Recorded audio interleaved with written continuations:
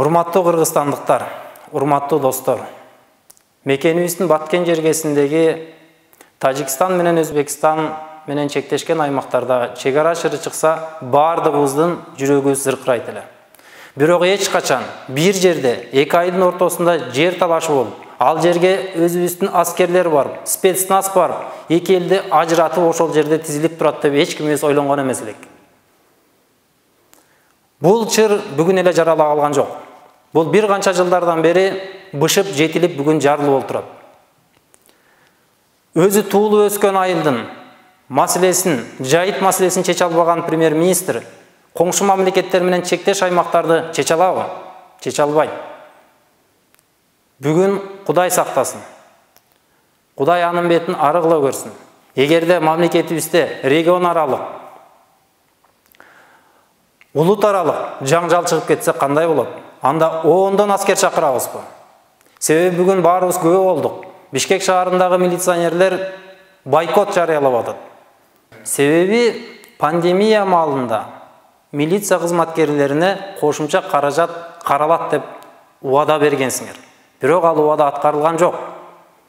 Бүгүнкү күндө эгерде толугу менен биздин укук коргоо органдарыбыз, кыргызды коргой турган, кыргызда тынчтыкты сактай турган органдарыбыз нааразычылык билдирип чыкса, бизди ким коргойт? Ким сактайт?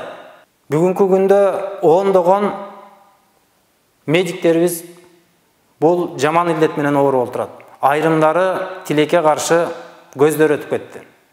Бирок аларга дагы убадаланган каражат берилген жок. Каражат жокпу? Каражат бар. Себеби ар бир кыргызстандык билет.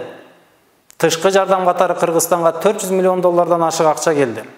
Бул 30 миллиард сомдон ашык акча. Ал акчалар кайда кетти?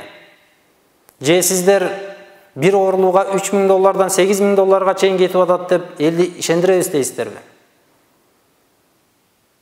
Каяка кетти деп айтасыздар? Же сиздер ушу менен билинбей калат деп ойлойсуздарбы? Андай болбойт. Азыр ар бир кыргызстандыктар кайсы жерге канча акча кетип, канча акча королуп жатканын эсептеп отурушат. Ар бир нерсеге жооп бериши күн келет. Урматтуу президент, урматтуу жогорку кеңеш, жоопкерчилик сиздерде бар. Себеби бүгүнкү өкмөттү көзөмөлдөй турчу, бүгүнкү өкмөттүн ишин талдай турчу дал сиздерсиздер. Эмне үчүн бүгүнкү өкмөттү сүйрөп жүрөсүздөр? Бүгүнкү өкмөт келгенден баштап чуулгандуу коррупциялык чыр чатактар менен илегишип, ээрчип келатат. Бир чечкен маселеси жок. Чегара маселесин, ошол эле пандемиянын залакасын чечүү боюнча реалдуу иш-чаралар жасалган жок. Эмнеге сиздер коргоп бүгүнкү күнгө чейин жетелеп алып келатарсыздар? Мурдагы президент Алмаз Атамбаевди ата мекенчилер жакшы көрө бербейбиз. Бирок анын айткан, бүгүнкү парламентке карата айткан лакап чимкирик сөзү чын чыгып отурбайбы? Себеби өкмөттүн канчалаган коррупцияга аралашкан чыр-чатактары болуп жатса да, чегара маселеси чечилбей жатса дагы, бүгүнкү болуп аткан жайыт маселеси чечилбей жатса дагы унчукпай отурбайсыңарбы? Жок дегенде шайлоо алдында элдин назарына калуу максатында сүйлөп айтып койбойсуңарбы? Маселени көтөрбөйсүңөрбү? Кетирбейсиңерби бүгүнкү өкмөттү? Кантип эле 6 миллион элден жерин сүйгөн, элин сүйгөн, мамлекетине иштеп берем деген адам табылбасын.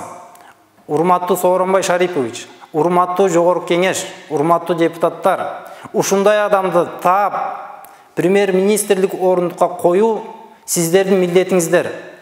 Сиздердин түздөн түз элдин алдындагы жоопкерчилигиңиздер. Бүгүн мекен коркунучта, мамлекетибиз коркунучта. Кечиктирбей тез аранын ичинде мындай адамды таап бул кызматка дайындашыңыздар керек. Бул сиздердин эл алдындагы милдетиңиздер.